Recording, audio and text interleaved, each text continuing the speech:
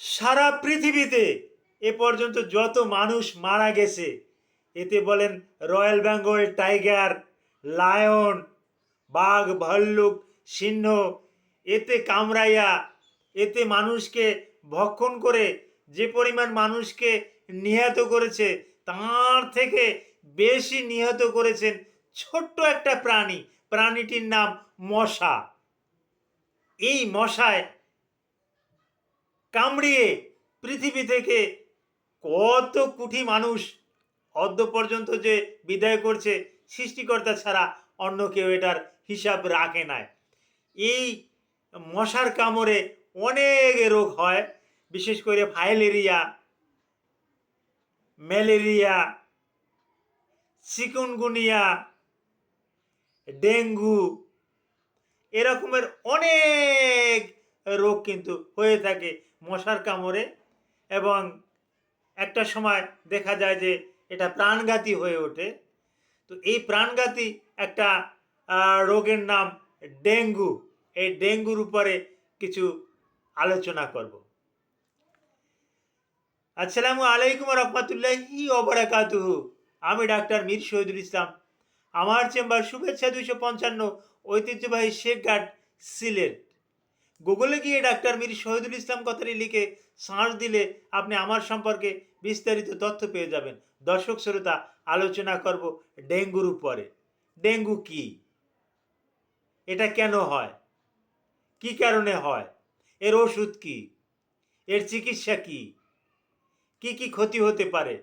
Dengue হলে কি কি পরীক্ষা করার দরকার? ডেঙ্গু হলে কি এটা তো ভাইরাস দিয়ে, ডেঙ্গি ভাইরাস দিয়ে হচ্ছে, তাহলে এটা কি কন্ট্যাক্টি? এটা কি ছোঁয়াচে? এই বিষয়গুলো আলোচনা করব। প্রথমেই বলি, ডেঙ্গি কি? ডেঙ্গি একটা ভাইরাসের নাম। এটা এডিস মশায় যখন কামড়ায়, তখন এই ভাইরাসটা শরীরে ঢুকে যায়, ঢুকে শরীরে তাপের সৃষ্টি করে, প্রদাহের সৃষ্টি করে, শরীরে জ্বর হয়, অর্থাৎ ইন্টেস্টাইনে বেশি ক্ষতি করে। স্মল ইন্টেস্টাইনটা এবং লার্জ ইন্টেস্টাইন এখানে প্রদাহের সৃষ্টি করে, যার পরিপ্রেক্ষিতে আমাদের শরীরের টেম্পারেচার বৃদ্ধি পায়, জ্বর হয়। এখন এই অ্যাডিস মশা যে কামড়ালো, আপনার যে ডেঙ্গু হলো, এর জন্য করণীয় কি? আপনাকে রক্ত পরীক্ষা করতে হবে। রক্তের কি পরীক্ষা করতে হবে? রক্তের টিসি, ডিসি, এসবি, ইএসআর, এইটা পরীক্ষা করতে হবে। সাথে NS1, ডেঙ্গু ফর NS1, এই পরীক্ষাটা করতে হবে। এটা 3 দিনের ভিতরে করতে হবে। NS1 3 দিন অতিবাহিত যদি হয়ে যায়, তাহলে NS1 কিন্তু আর পজিটিভ আসে না। সেক্ষেত্রে আমরা আবার একটা পরীক্ষা দিই, dengue for IgG, dengue for IgM, এই এই পরীক্ষাগুলো দিয়ে আমরা কিন্তু কনফার্ম হই। এখন ডেঙ্গু জ্বরের লক্ষণগুলো কি? হ্যাঁ, ডেঙ্গু জ্বরের লক্ষণ, প্রচণ্ড জ্বর থাকবে। জ্বরের সাথে শরীরে প্রচুর বেদনা থাকবে, সমস্ত শরীরে বেদনা থাকবে। এতটা বেদনা মনে হবে যেন কেউ তাকে আঘাত করছে, শরীরে হাত দিতে পারে না, এই রকমের প্রচণ্ড বেদনা। আর আর কি লক্ষণ থাকে? প্রচণ্ড মাথা বেদনা থাকে, গলা বেদনা থাকে। তবে ওই করোনায় যে রকমের গলা বেদনা থাকে, ওই রকমের কিন্তু বেদনা থাকে না, বেদনা থাকে।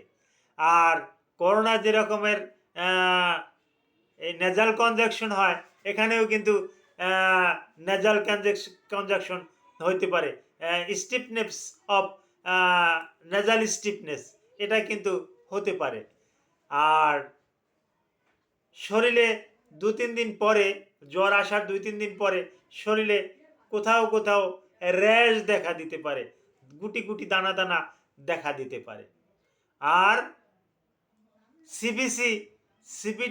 সিবিসি টেস্ট করলে রোগীর টোটাল কাউন্ট, অর্থাৎ ডব্লিউবিসিটা স্বাভাবিকের চাইতে বেশি থাকবে, এবং রোগীর প্লাটেলেট কাউন্ট, রক্তরস বা প্লাজমা, যেটাকে আমরা প্লাটেলেট কাউন্ট বলি, এই প্লাটেলেট কাউন্টটা কমে যাবে।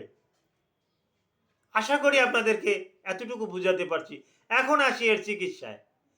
আগেই বলেছি এটা একটা ভাইরাসজনিত রোগ, ডেঙ্গু ভাইরাস।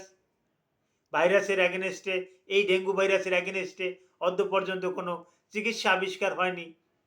সুতরাং আপনাকে রেস্টে থাকতে হবে, সম্পূর্ণ কোয়ারেন্টাইনে থাকতে হবে, বাসায় রেস্টে থাকতে হবে, বেশি একটা নড়াচড়া করার দরকার নাই। আর আপনার টেম্পারেচার কত কি এটা মেপে আপনি যদি 101, 102 এটা যদি থাকে, তাহলে অ্যাসিটামিনোফেন, দ্যাট মিন্স প্যারাসিটামল, এই প্যারাসিটামল এটা আপনি খাবেন। এটা বয়স অনুসারে, শরীরের ওজন অনুসারে প্যারাসিটামলটা খেয়ে নেবেন। কোনো অ্যান্টিবায়োটিক এখানে চলবে না। এ সময় ডিহাইড্রেশন থাকে, ডিহাইড্রেশনের জন্য আপনি তরল খাবার, ডাবের পানি, ওট স্যালাইন এ জাতীয় খাবার খাবেন। আপনি বেশি অসুস্থ হয়ে গেলে আপনি হসপিটালে চলে যাবেন, তা না হলে এই চিকিৎসাগুলো বাসায় বসেই আপনি করতে পারেন। Thank you all.